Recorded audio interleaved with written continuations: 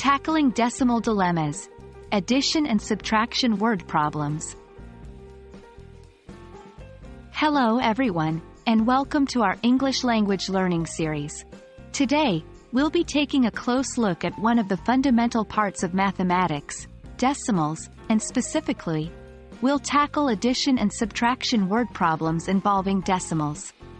Understanding these concepts and knowing how to work with them is a key skill not just for maths, but for real-life situations too. So, let's dive right in. Before we jump into the word problems, let's have a quick refresher on decimals. Decimals are a way of representing fractions where the denominator is a power of 10. They can be smaller than 1, like 0.5, half, or larger, like 2.5, 2.5. They're used everywhere, from shopping prices to measurements. Word problems are a way of applying mathematical operations to real-life situations.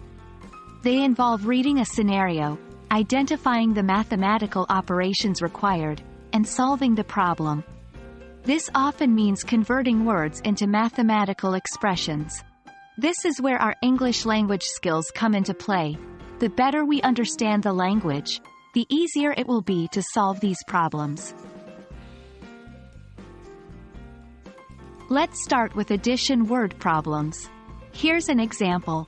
John has $3.75. He earns $2.50 doing chores. How much money does John have in total? To solve this, we need to understand that in total indicates an addition operation. So, we add the two amounts. 3.75 plus 2.50 equals $6.25.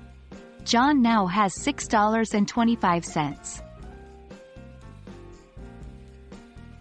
Now, let's look at subtraction word problems. Here's an example. Emily has $10. She buys a book for $4.95. How much money does Emily have left?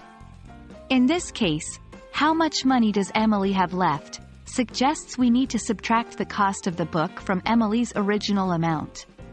So, we subtract 10.00 to 4.95 equals $5.05. Emily has $5.05 left. Solving word problems involves the following steps. 1. Read the problem carefully. 2. Identify the operation, in this case, addition or subtraction. 3. Convert the words to a math expression. 4. Solve the math expression. And that's it. With a bit of practice, you'll be solving decimal word problems like a pro in no time. Remember to read the problems carefully, identify the correct operation, and take your time in solving. Thanks for joining us, and we hope you found this video helpful in understanding decimal addition and subtraction word problems. Keep practicing, and we'll see you next time.